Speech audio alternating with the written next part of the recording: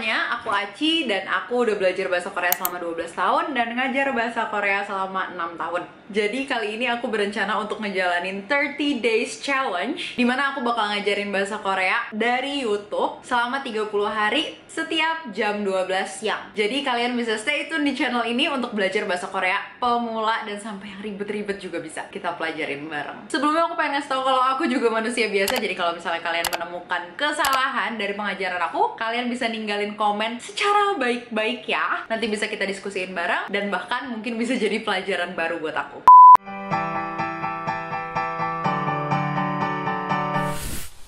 Cara baca Hangul emang nggak segampang itu karena ternyata ada beberapa huruf yang kelihatannya rada ribet. Misalnya contohnya beberapa huruf yang ada di sini. Cara bacanya gimana ayo? Tahu nggak?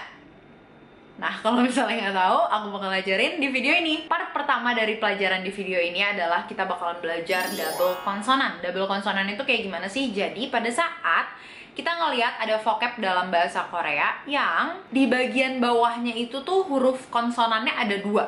Pada saat huruf konsonannya ada dua, terus cara bacanya gimana dong nih? Pertama-tama aku bakalan kasih tahu suatu hal yang penting sebelum aku ngasih contoh-contoh yang bakalan ada di sini.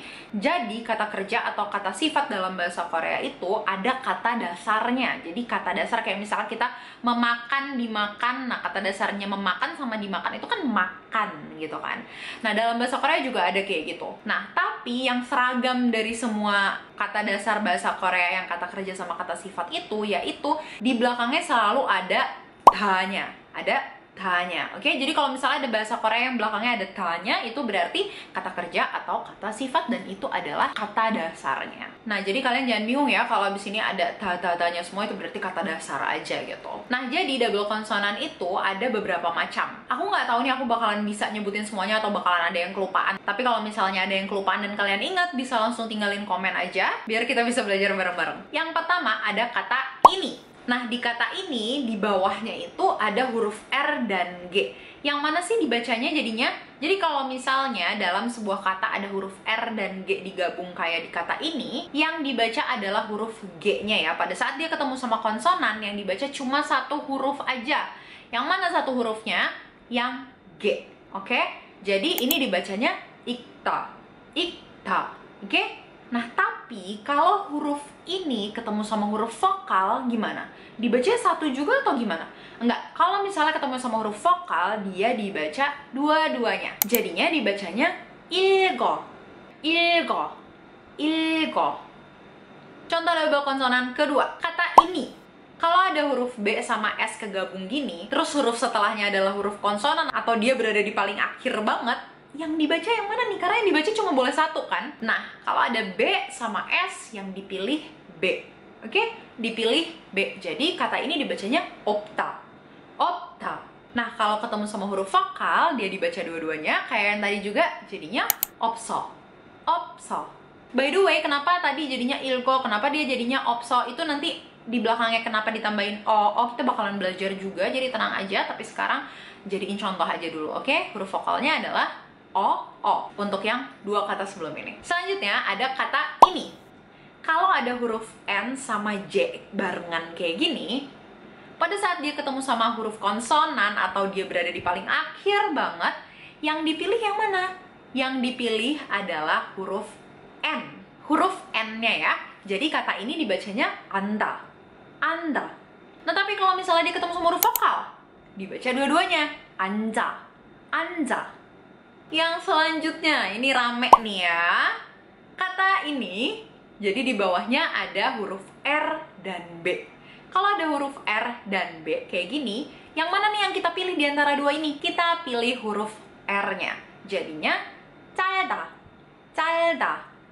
By the way, ini artinya pendeknya kayak pendek ukuran kayak talinya pendek gitu ya, bukan ukuran tinggi badan orang ya. Nah, terus kalau dia ketemu sama huruf vokal, dibaca dua-duanya. Calba. Calba. Yang selanjutnya kata ini mungkin bakalan sering denger nih di drama-drama ya. Kalau ada huruf R sama H kayak gini, yang mana yang dipilih? Yang huruf R-nya juga. Jadi ini dibaca shilda. Shilda. Oke? Nah, tapi kalau dia ketemu sama huruf vokal, dia bukan dibacanya jadinya shilho ya, bukan ya. Jadi huruf R kalau ketemu sama H, terus ketemu sama huruf vokal, H-nya tuh bakalan antara ada dan tiada seperti yang aku jelasin di video pertama aku di 30 Days Challenge ini. Jadi, dia dibacanya shiro. Shiro. Oke? Yang selanjutnya kata ini. Ini juga pasti sering denger nih. Kalau ada huruf N sama H barengan kayak gini, yang mana yang dipilih? Bener, yang N-nya. Jadi ini dibacanya 괜찮다. 괜찮다. Dan pada saat dia ketemu huruf vokal, H-nya lagi-lagi dibacanya kayak antara ada dan tiada. Jadinya 괜찮아. 괜찮아. Lebih mirip kayak N doang aja. 괜찮아. Oke? Yang selanjutnya ada kata ini. Ini kata nih jarang banget didengar sebenarnya, jujur. Jadi kalau misalnya ada huruf R terus sama huruf ta ini, dia ketemu di bawah gitu, terus ketemu sama huruf konsonan, yang mana yang dipilih? Bener, yang R juga ya, biar ada gampang gitu ya. Jadi ini dibacanya halda, halda. Nah, pada saat dia ketemu sama huruf vokal, dia dibaca dua-duanya lagi. Tapi kan tadi halda. Nah, kalau yang ini emang rada mirip tapi beda ya. Pada saat dia ketemu sama huruf vokal, dia dibaca jadinya halta, halta. Bedain ya, yang kata dasarnya halda, halda. Yang udah ketemu sama huruf vokal, halta, halta. Yang selanjutnya ada kata-kata ini mungkin bakalan sering bisa kita pakai nih ya. Kalau misalnya ada huruf R sama M, yang mana yang dipilih? Bukan kayak yang di atas-atas, bukan R-nya ya yang dipilih. Yang dipilih itu adalah huruf M-nya. Jadi kata ini dibacanya kumta, kumta. Oke? Nah, pada saat ketemu huruf vokal dibacanya jadinya 굴복, 굴복. Lanjut ke yang terakhir, kalau misalnya ada kata seperti ini, ada huruf L terus ketemu sama pa, yang mana yang dipilih nih dari dua ini? Yang pa-nya ya, jangan yang R-nya. Jadi kata ini dibacanya upta, upta. Dan pada saat ketemu sama huruf vokal jadinya elpo, elpo. Oke, kita sekarang langsung aja masuk ke part kedua dari pembelajaran baca Hangul yang rada ribet-ribet ini. Oke, jadi kalau tadi kita belajar double konsonan, sekarang kita bakal belajar change of pronunciation. Jadi kalau misalnya huruf apa ketemu sama huruf apa, dibacanya malah jadi apa, beda lagi. Kata yang paling sering pasti kalian dengar itu adalah kata 감사합니다, 감사합니다. Nah, 감사합니다 ini tulisannya kan 감사합 nida, ya kan? Tapi kenapa dibacanya jadinya 감사합니다 instead of B yang dibaca jadinya M? Kenapa? Karena huruf B kalau ketemu sama N yang di depannya malah berubah jadi M. Oke? Jadi kayak gitu nih yang bakalan kita pelajarin sekarang. Jadi yang gampangnya nih pertama kita langsung ke yang paling sering aja. Imnida. Kata ini dibacanya imnida. Jadi kalau ada huruf B ketemu sama huruf N, yang di depannya B-nya itu bakalan diganti jadi M. Imnida. Oke? Yang selanjutnya boleh. Boleh. Kalau misalnya ada huruf N ketemu sama R, dia bukan jadinya wonre, tapi dia dibacanya jadinya kayak L. Oke? Jadinya boleh. Boleh. Yang selanjutnya ada 작년. 작년.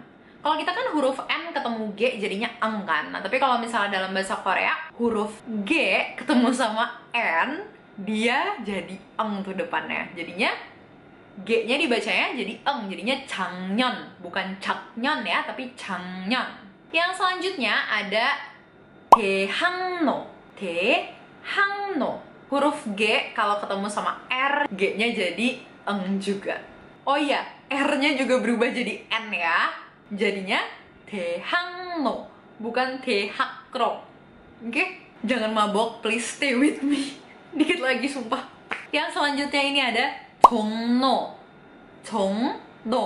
Jadi kalau ada eng ketemu sama R, R-nya juga berubah jadi N. Oke? 종로. Yang selanjutnya ini ada yorana. Yorana. Kayak yang udah aku ajarin sebelumnya, huruf H itu kadang-kadang suka munculnya tuh kayak antara ada dan tiada gitu. Nah, termasuk kalau dia ketemu sama huruf R di depannya. Jadi kalau misalnya ada huruf R ketemu sama H, jadinya R-nya doang yang dibaca, H-nya cuma kayak ngendus doang dari hidung gitu. Yorana, yorana, yorana, yorana, yorana. Jadinya kayak R aja kan, yorana. Nah, terus kalau yang ini mirip sama bahasa Indonesia nih, 행복하다, 행복하다. Jadi huruf G atau yang udah di bawah jadinya dibaca jadi K. Kalau ketemu sama H jadinya kayak K-nya ketemu sama H jadinya ka gitu. Jadinya 행복하다.